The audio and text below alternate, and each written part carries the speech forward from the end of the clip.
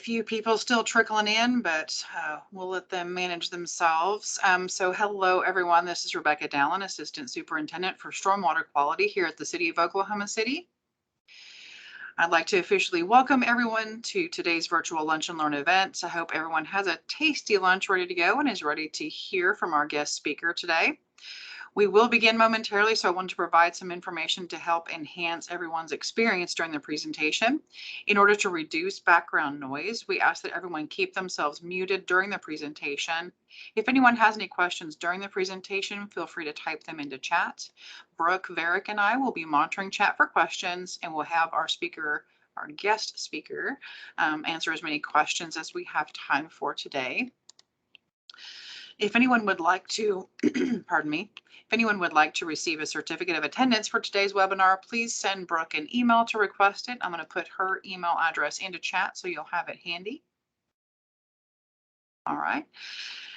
Each of our presentations in this virtual Lunch and Learn series will be recorded and available in chat during this meeting. We don't post these to our okc.gov website, so be sure to pop back into this calendar event and rejoin the meeting to be able to access that recording.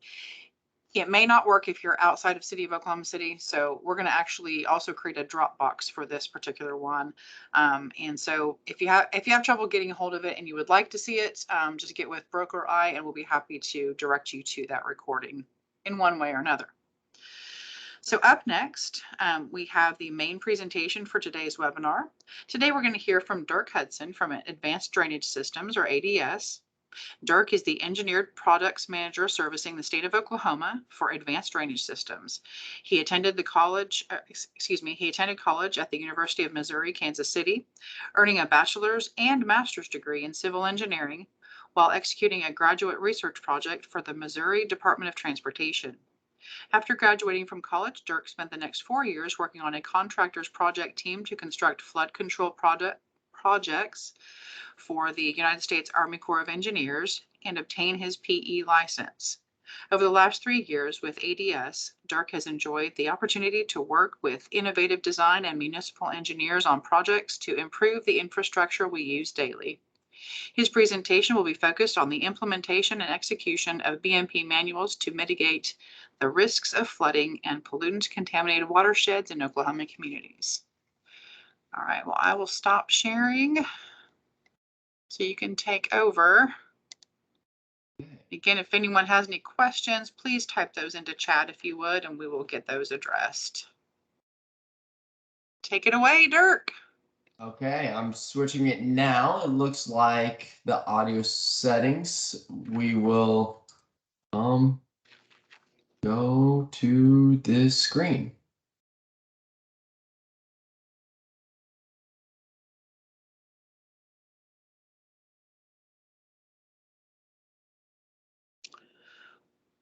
There we go.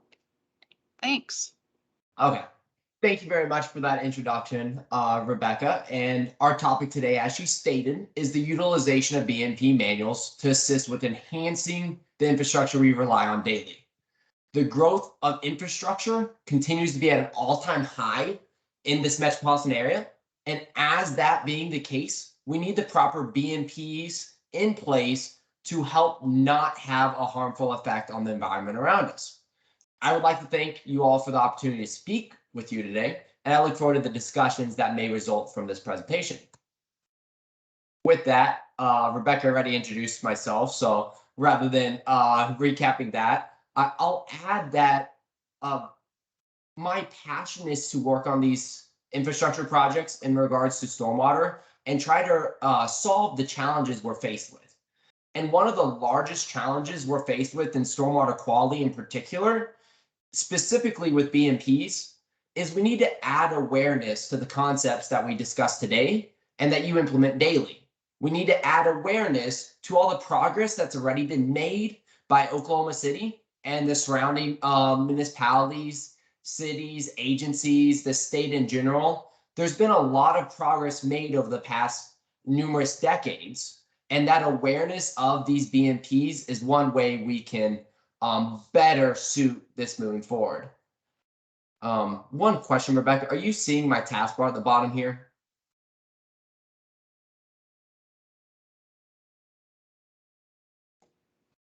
unmute myself. Yes. Okay.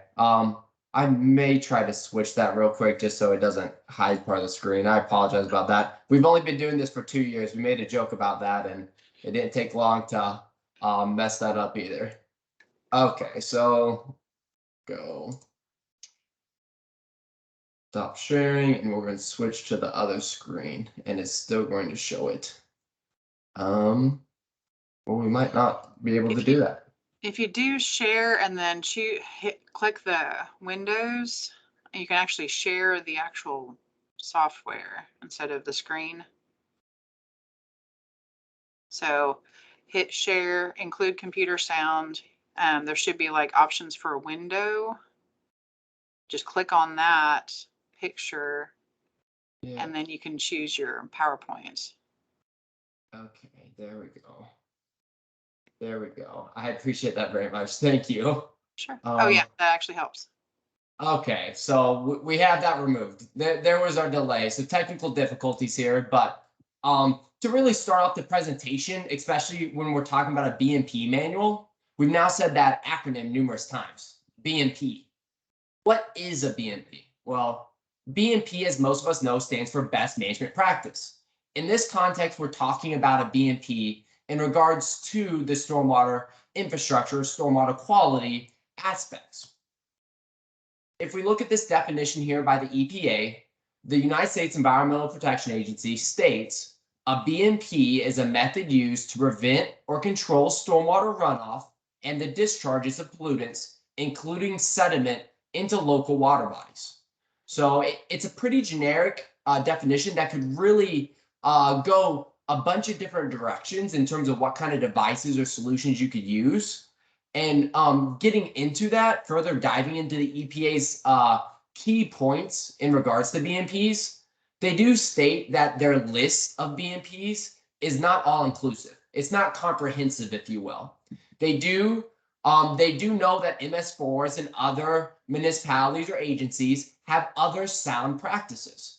They are not trying to make you only use their practices, which I thought was something of interest when EPA acknowledges it's a continually innovating area within stormwater infrastructure.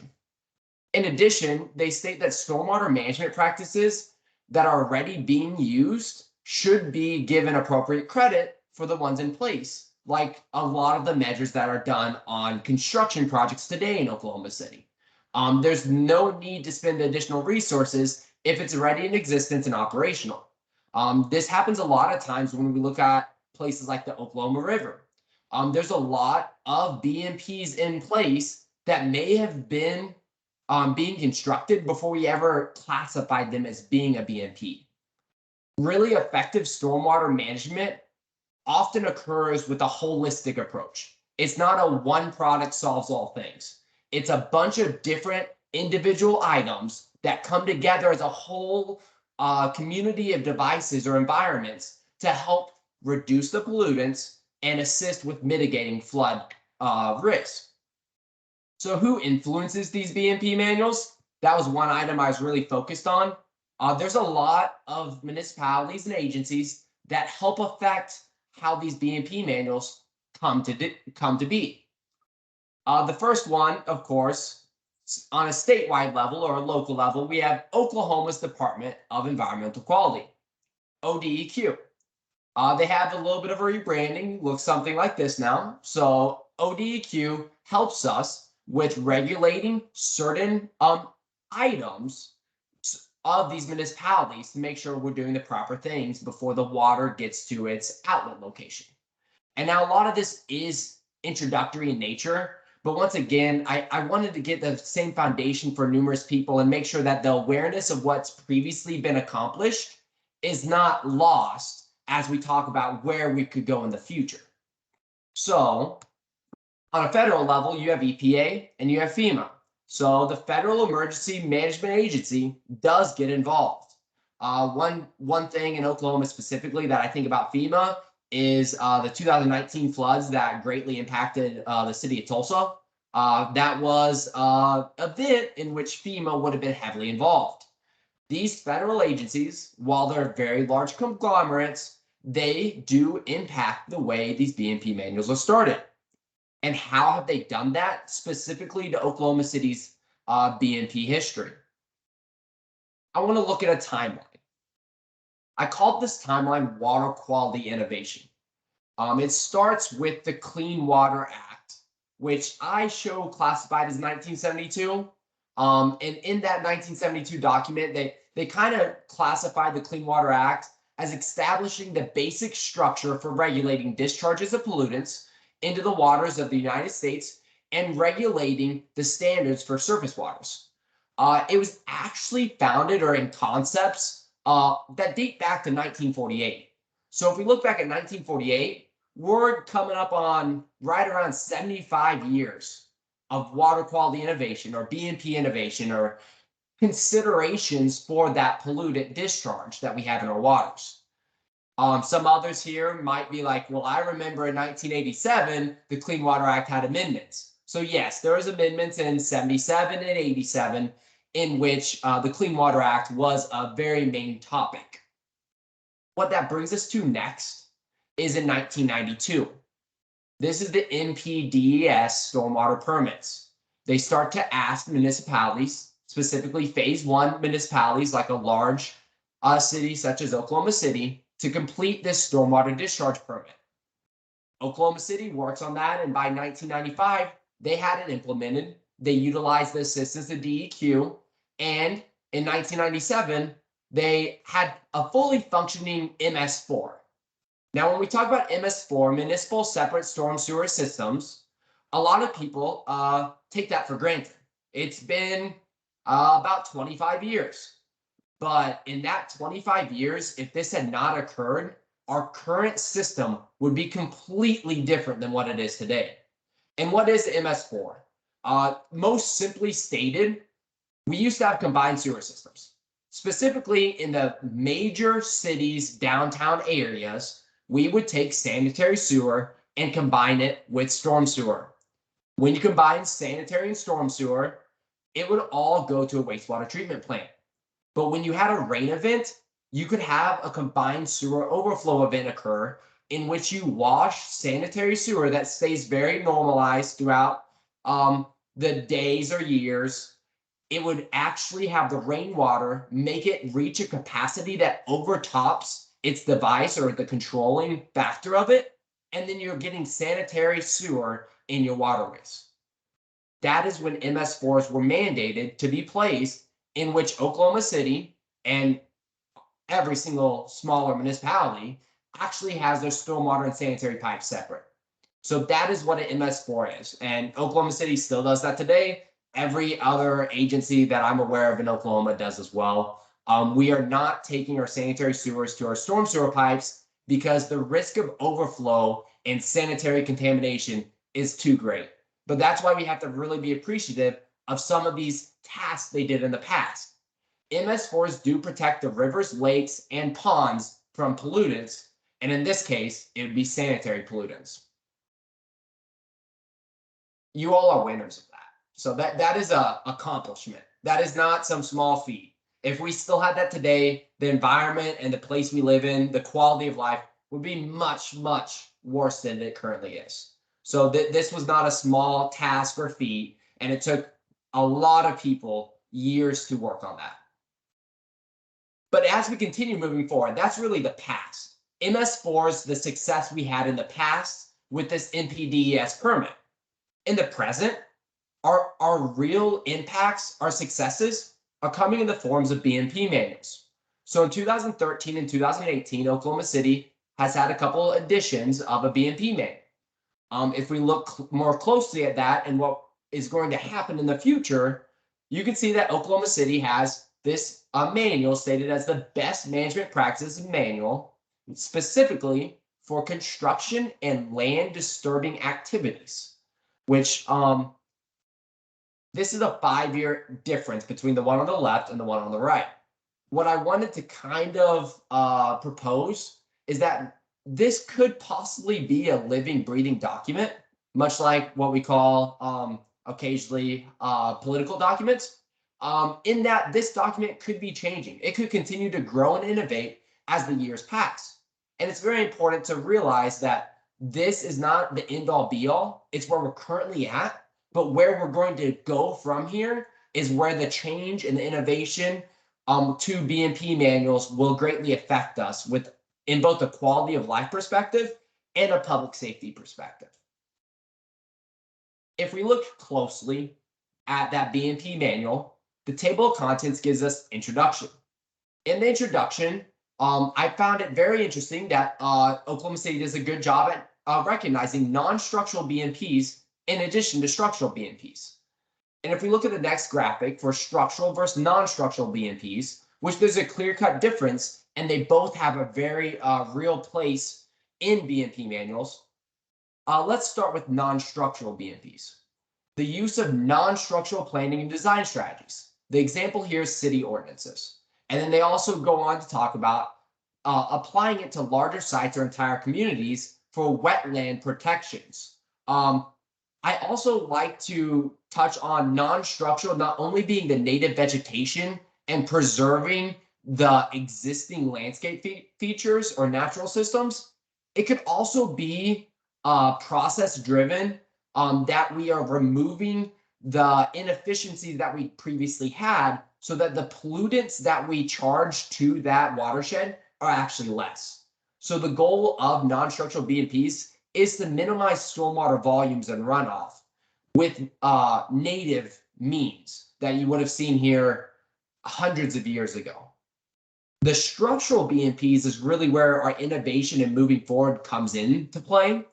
This is us managing the stormwater runoff by constructing specific structures. And for here, they show an example of green roofs, which seems like a novel concept, possibly not the most realistic for the metropolitan areas and the cities within the state of Oklahoma. But this could be rain gardens. It could be catch basin insert filters. There's all kinds of structural BMPs that are actual devices or engineered systems that we could utilize. But we have a long ways that we've came with structural BMPs, and we have a lot further that we can go. And I say that because native vegetation, the non-structural BMPs, they're not decreasing in use, but they're decreasing in the amount of existing native features that we have. So where that one could be starting to struggle based on us continuing to develop the land around Oklahoma and Oklahoma City, the structural BMPs is where we have to really innovate to make up for the reduction of those non-structural native vegetations. So looking back at the BMPs, there's one other aspect of the table of contents that I wanted to focus on. We noted that in this manual, it states that it's for construction and land disturbing activities. If you look at this sheet here, chapter 7 and 8 has a lot of detail sheets for BMPs during construction. Most of these being of erosion control based operations or measures. Some of these construction BMPs, though, could actually be post-construction as well. So your energy dissipators and some turf reinforcement mats and numerous other ones on here not only assist with the erosion control during construction, but they actually will assist post-construction as well. This is really where the additional work could be added, is that you have the erosion control and construction considerations under control. It's moving forward to the post-construction that we have to make sure that certain features are being utilized, which Oklahoma City's been doing.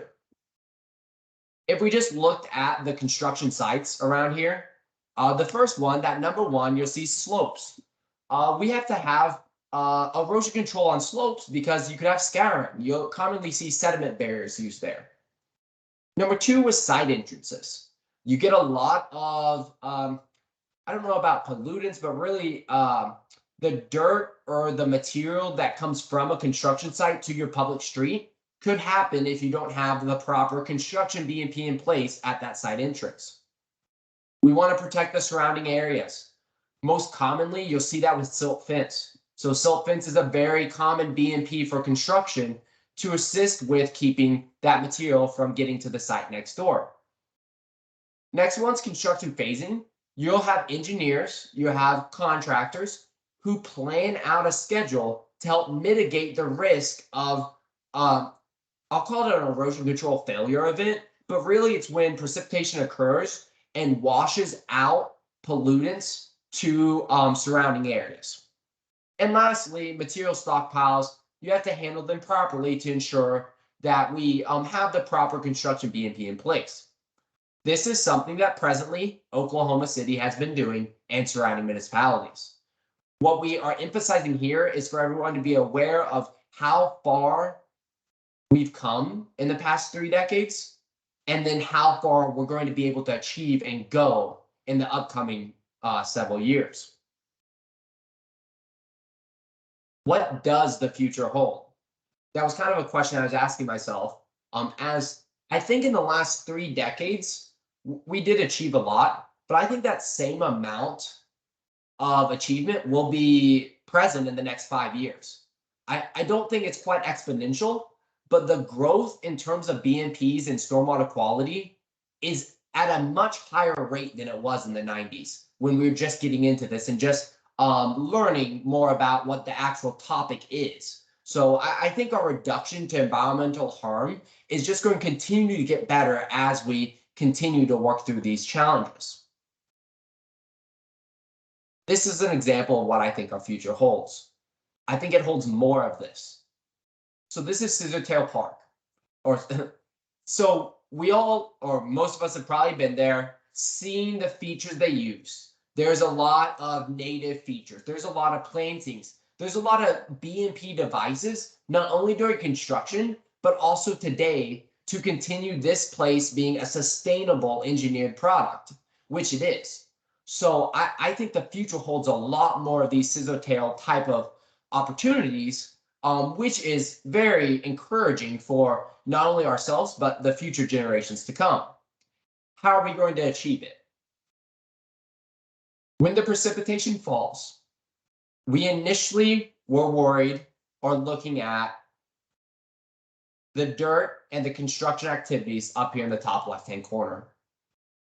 That is where the current Bmp manual specializes in. That is the emphasis of the current Bmp manual.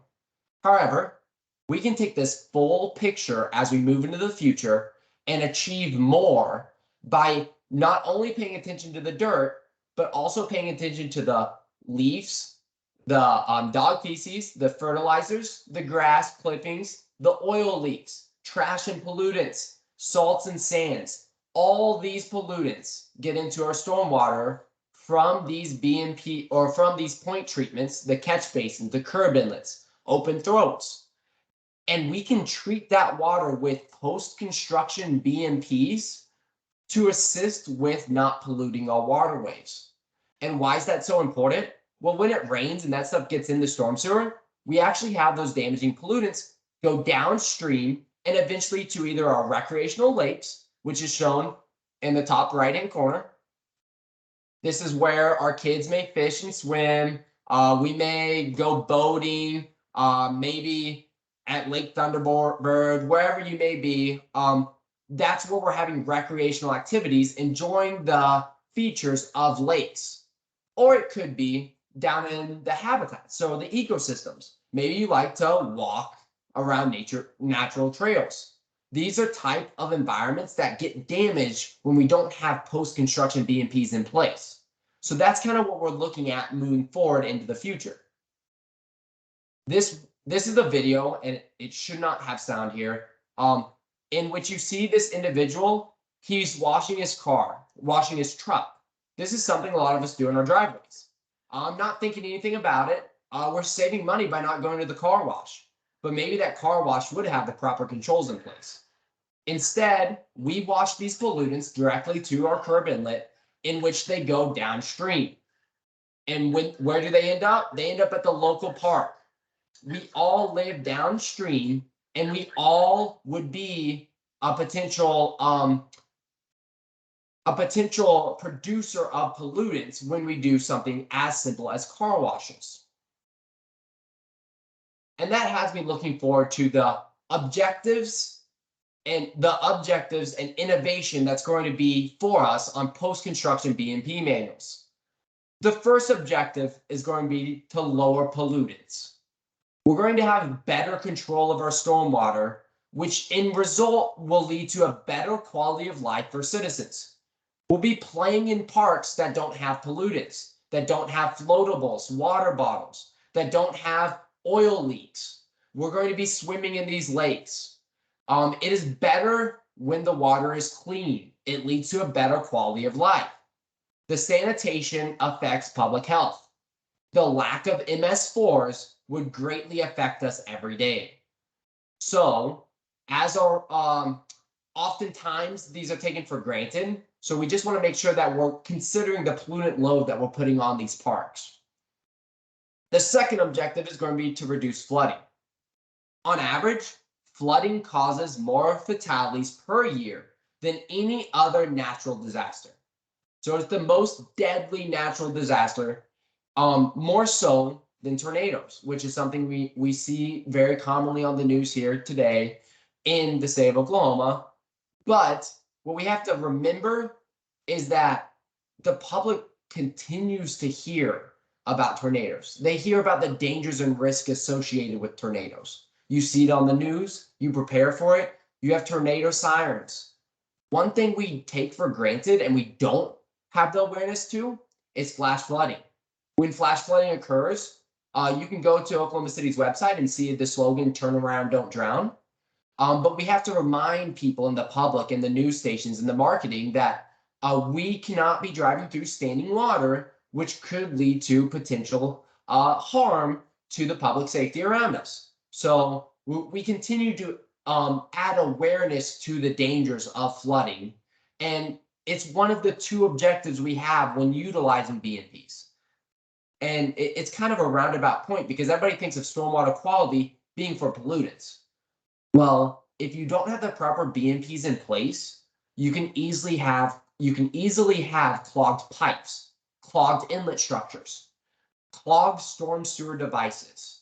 And when your storm sewer system is clogged, the capacity for water to flow through it is greatly reduced. When it's greatly reduced, ponding and standing water occurs much easier on the surface. So that's why we have to have these BMPs in place to help remove the clogging aspects of these storm systems and help have a more efficient storm system. As we remember, this is a living, breathing document with the BMP manual. We're going to keep moving forward with innovation, and the EPA will be one of those entities that helps keep us aware of what we can do moving forward. So if we look back at the EPA, they make very simple flowcharts, of course, just like the one shown here. Joking aside, there is a good structure to this flowchart by EPA. You'll see that they ask, what is the purpose of the BMP? They talk about flood control, channel protection, groundwater recharge, and pollutant removal. Those are 4 of the options, and then it went into a flowchart of all these different devices. They did recommend and encourage municipalities specifically to utilize the BMPs that work best for them. On your projects, in your own experiences, what works in your given area. To assist with some visual awareness to what some of these potential construction BMPs might be, I am going to briefly show a gray to green infrastructure spectrum that I have commonly referred to in the past as well. The reason I show this is I'm trying to have consistent messaging on what some of the options are, not from a bias standpoint, but in terms of the full wide spectrum, just so you can see visually what the EPA talks about on a flowchart such as this.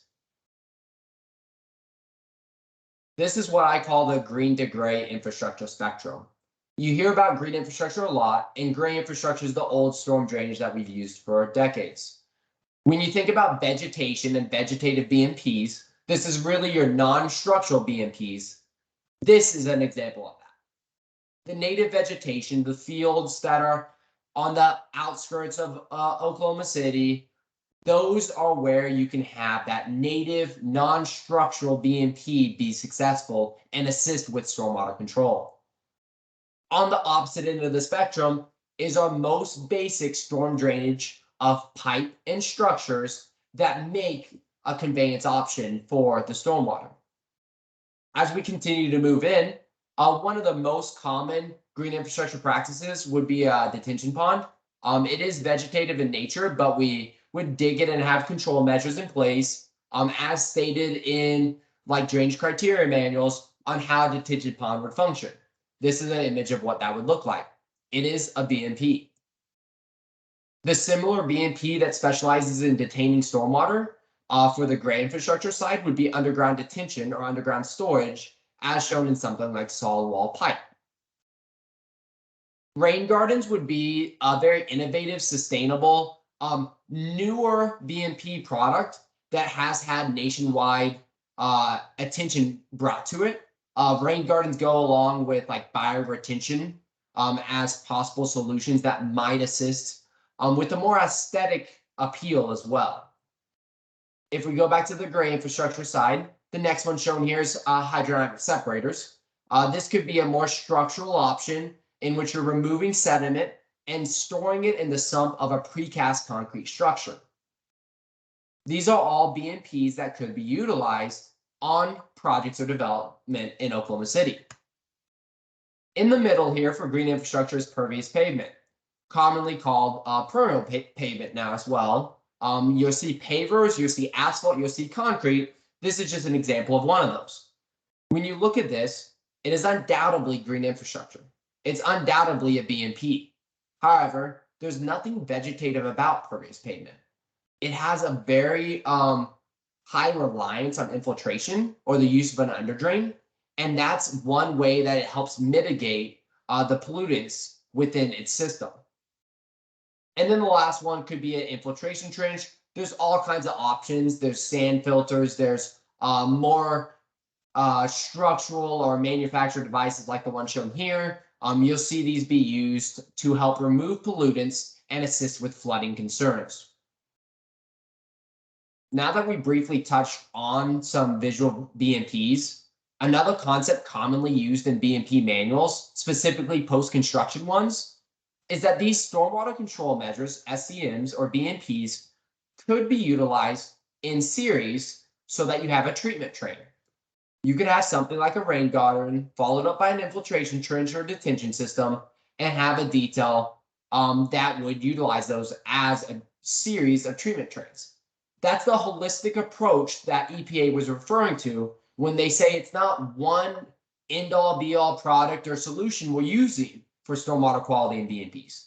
It's really a collection of devices that holistically changes the way that your project interacts with the stormwater that lands at or nearby that site. Another way to look at this is hard engineering is going to meet soft engineering, which they classify as an LID, low impact development approach. They really are focused on slowing the water, spreading it out, and soaking it in. Now, slowing it down is pretty easy to understand. We have flow control devices. We have detention systems. That's something that Oklahomans do every day.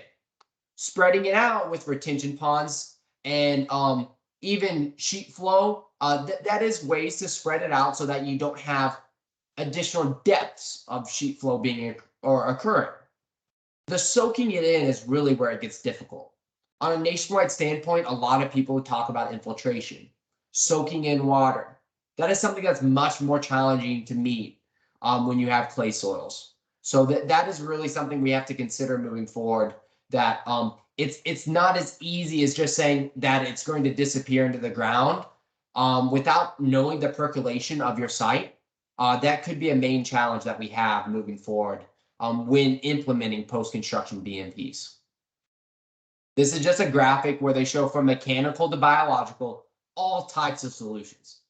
Just to name them, we talked about the flow control devices and underground storage. There's ponds up here at the top. There's even sand filters, which is kind of an older, but still a utilized system. Down here, you have some more green infrastructure, vegetative roofs and walls. Over here, you see a bioswale, which is a ditching solution that we kind of do have in a natural environment a lot of times. And then up here is more so like the constructed wetlands. So these are options we could utilize when looking at BMPs. Most commonly, detention ponds and even oversized pipes would be what we've seen in the past, but moving forward, there's going to be additional options. And as we near the end of this presentation, we do have to focus on resiliency. We don't want to install something that fails weeks later, months later. We want it to last years and years and years. One way we do that, the key point of resiliency, is to anticipate or design for a certain storm event or size of storm event or type of environment you're expecting to hit. And when that storm event hits and you have that water quality event, endure it, be able to embrace it, survive, don't fail during that event. And then afterwards, you have to rapidly recover. Sometimes that means having maintenance procedures occur. Maintenance is a very important part of BMPs. These are items we have to think about when designing systems. We call this being engineered for the if, which would be that extreme storm event, and being ready for the when, which is the every single day handling that we have of stormwater. To put this in a statement, this is by Wayne Dyer, and he says, progress and growth are impossible if you always do things the way you've always done things. Luckily, when it comes to BMP innovation, if you recall the previous timeline we touched on at the beginning, Oklahoma and Oklahoma City have shown tremendous progress throughout the past decades, and there's even more to come in the future. So if we look at this again and you see the MS4 innovation in the past, you see the during construction land disturbing BMP success that's occurring right now in the present, what's actually going to occur in the future? Well, I think that living, breathing document of that Bmp manual is going to show that for us. And the objectives of lowering the pollutants and reducing the flooding are going to be met to help ensure that we have an enhanced quality of life for Oklahomans around us, and we improve the public safety and the potential hazards or risk of flooding or most notably drowning throughout Oklahoma today. So next time it rains, take notice of whether the water is ponding on your street. See if it's sheet flowing. See what pollutants are actually in that water that's going to your area inlet or your curb inlet. Are you having these things wash into your storm systems or creeks? Imagine the BMPs you could have on this project or future projects that could help prevent the future events from looking like the one you see today. We want to make sure future generations have the same outdoor play activities that we had as children and that are currently being allowed for the present generation. If you'd like to talk about any of this on future discussions, I'd be happy to go into that. And with that, I want to thank you for your time and attendance and open it up for any questions that you might have. Looks like we had a couple of comments that I made and one question that I asked. So I don't know if you saw any questions, Brooke, but I'll go over the things, the comments and stuff that I added. So you were talking about the hydrodynamic separators. Oklahoma City owns 4 of those. If anyone that's on this webinar would like to see one in action or get more information about the maintenance and what we do, how we inspect it and stuff like that, just let us know. We'll be happy to share that information with you. You can shoot Brooke an email or myself. There's also several rain gardens around Oklahoma City. One of the most recent low impact development, green infrastructure type projects is at Memorial Park near Northwest 36th and Western. So you can kind of see some information about that. And we're actually going to hear a little bit more about that particular installation on April 20th at our monthly webinar series. Rachel Ware, one of our parks planners, is going to be talking about that. And then my other question was, Dirk, what solutions does ADS offer? What are some of the products that you guys have that can kind of meet some of these best management practice challenges? And then we do have another question from the audience after that. Thank you for that. And I did not get specifically into our products as I wasn't completely aware of what the attendees were going to be like, so I didn't want to be too much product pushing. But like you stated, one that we've had installed in Oklahoma City, with 2 of them being at Chisholm Fairgrounds, we have these hydrodynamic separators here, which is called the Barracuda. So the Barracuda hydrodynamic separator is our #1 water quality device, specifically for removing sediment in large quantities. So it captures it in a vortex funnel. It removes the sediment to the bottom of the, it removes the sediment to the bottom of the sump, and then it keeps it there by having the overflow actually bypassed by using a weir that's built into that structure.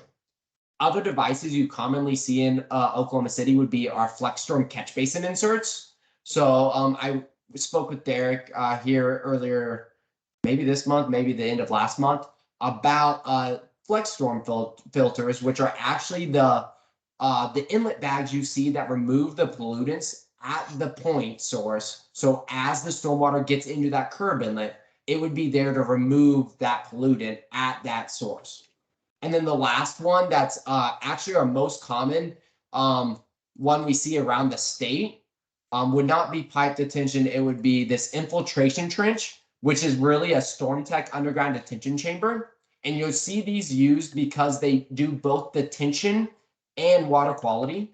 The volume reduction we could have from infiltration is one item, but in Oklahoma, if the infiltration is not allowed or not present, then it's actually storing that water and attenuating it so it doesn't get back to the storm system and over inundate it with too much storm water. So these yellow chambers that you'll see around the metropolitan area, most recently we had one at Now Boutique down in Norman, Oklahoma.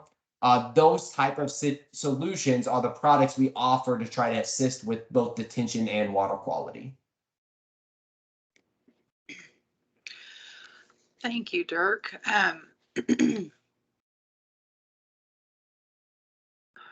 I tried to put your contact information in there, but the dark background doesn't lend well to dark fonts. So I promise his name is on there, guys, in chat, and his email, phone number, and the ADS website, so you can look at some more of their products. Because they have a lot of different solutions, not only for erosion and sediment control, but gosh, all those low impact development products as well. So thank you for sharing some of those. And then Jonathan asks, he says he's very new to stormwater management. Where can I find examples of BMPs? Okay, so the best, or I don't know about the best, but the way that we initially learn about BMPs is usually through searching the internet. So there's all kinds of resources on EPA's website. There's a lot on OD or ODQs, and there's even ones on municipalities around here. So like Oklahoma City has a BMP manual that, if I went back to this manual here, this one. So this screen, you'll see 23 BMP devices for erosion control. Each one of those sections has a item or description in this BMP manual. If you search online for construction BMP stormwater or post-construction BMP stormwater, you're going to have a whole lot of items that come up, and design considerations in which these various municipalities will actually have their own BMP manuals that go through the individual sections of what they request the area engineers utilize on projects, specifically development projects. Cool, thank you. I did just put a better version of Dirk's contact information into chat, as well as a link to Stormwater Quality's website with the City of Oklahoma City, where you can find that BMP manual, as well as other pieces of information that would be beneficial. Gosh, Jonathan, just not only researching, but just get with your inspector, give our office a call, give DEQ's office a call.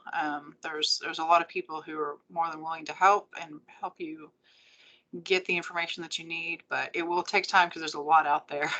So, but hang with us on some of these webinars as well. We've got a lot of great things coming this year. So, all right. Are there any other questions from our audience?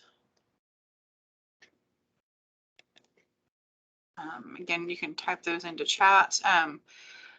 Dirk, while you're here, do you want to show your website a little bit? Let's see. Okay, now it's switched back to the screen. So if we go, here's that BMP manual we referenced. If you go to ADS's website, adspipe.com, you'll see a very generic marketing website. But if you go to resources up at the top right-hand corner and go to technical specs and documents, that's really where you can dive into these different options of BMPs. This button here to click here will go to what we call a data asset management, in which you have all sorts of products that if you clicked on this drop down list for product and for we can't see what where all we see is the PowerPoint. Okay, slide. let's try this again. Sorry about that. That's okay. I was with the screen. So starting now we over. can see it. Thank you. We're on the BMP. So this was the best management practices manual for Oklahoma City. If we went to ADS's website at adspipe.com, you'll see this website in the top right hand corner. There's resources. On resources, you click technical specs and documents, and that's where you're able to click a big click here button that looks like it brings you to some harmful adware, but it doesn't. It'll bring you to a data asset management tool in which you could click on a drop-down list for product and click on any product that you would like or any application that you'd like to look at. And the one I was going to generally hit on is just Flexstorm, just to show what those catch basin inserts look like. By clicking that product, it will pull up details and brochures for that particular project or product that you could actually look at the type of uses that you wanted to see. So on this one, if I were just to pop that up, you could see this is a very easy to understand BMP for both construction and post-construction, in which it goes in your inlet area and captures that sediment. But if there's any questions in regards to finding documents on our website, reach out to me and I'd be happy to assist in any way possible. But that's kind of a generic option to look at stormwater quality devices. Yeah, and I'm not sure how many Flexstorms we have installed in Oklahoma City, but it's a bunch. Over 100, I think. Gosh, I can't remember what Derek said, how many we even installed in the Lake Thunderbird watershed. I think there's over 100 there, plus the others that we have at our central maintenance facility. I think there's some at the fairgrounds, and they're just all over the place. Cool. Thank you, Dirk. We do have two more questions. Brandon asks, does ADS offer any type of dust control BMPs? Dust control. Not that I'm aware of. I'll reach out to our Oklahoma City rep who's local, Stephen Higgins. And usually we're looking at stormwater solutions that are actually in the capture or convey sector. I'm not sure if we have dust control products. That is a new question. Sorry about that. I do not have the best answer on that, Brandon. I'll talk to Stephen and see if we can get you a response back on that. Okay. And then Wayne asks, how will climate change drive resiliency in design of infrastructure? Yes, great question. So climate change has been one of the most, I don't want to say advertised, but it's raising a lot of awareness to the challenges we face and what challenges are going to be present in the future. And a lot of times you hear climate change, the tide's rising, we're losing shoreline, or fires are burning California on every square inch, or specifically here, we have a lot of flash flooding and it keeps getting worse. Why is this happening? And what it leads to is municipalities and agencies are trying new solutions or trying innovative designs to see how they respond, how they endure is the word that was used, how they endure to that event occurring, but then also how they can bounce back from it. So the resiliency that I talk about usually, I compare it to a boxing analogy. Resiliency is the get knocked down, get back up again factor. So when you get hit and you fall to the mat, do you get back up? And that's kind of the idea behind resiliency with climate change is like, it's going to happen. It's going to affect all of the infrastructure around us. It's being marketed and advertised for. But when we actually have it occur, what is that aftermath, the resultant from that event occurring? And that's kind of where we're highlighting the successes of watertight joints, for instance, on pipe, and where we're highlighting the emphasis of making sure we don't have clogging occur in these systems so we can handle the flash flooding that's occurring throughout the state. Right, because I think most of your devices have some sort of overflow. So Yep. if we get inundated with something that's beyond the design scope of the device, whichever device it may be, it's going to address it. It's going to let that water go through, which means it's not going to treat it as well. But I mean, it's better than losing assets due to flooding. And that's maintenance is the #1 challenge or thing that we observe after installing a BMP. So if you do or do not maintain it is going to be the key factor of how it works, but also what your opinion of it is. So we want something that doesn't need that frequent of maintenance, but also has an achievable maintenance to do. So maintenance is a big challenge that we face. I usually call it a growing pain. So part of the growing pain of stormwater quality is figuring out what maintenance procedures work and don't work for your staff. That's good. Yeah, maintenance is definitely key. So thank you for mentioning that a couple times today. I don't see any other questions at this time. But if anyone has any more, so Dirk, don't go anywhere. But if anyone has any more, go ahead and type them in. I'm going to go ahead and start my closure of this program.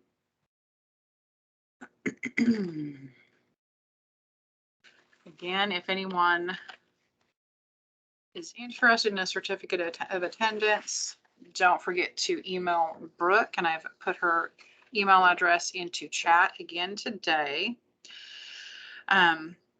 And definitely don't request certificates in chat because we will not have your email address associated with your username in Teams. So, but yeah, if you will send Brooke an email, we should be able to get those certificates out hopefully this week. I know she's busy. It is Earth Month, so we're all pretty busy right now.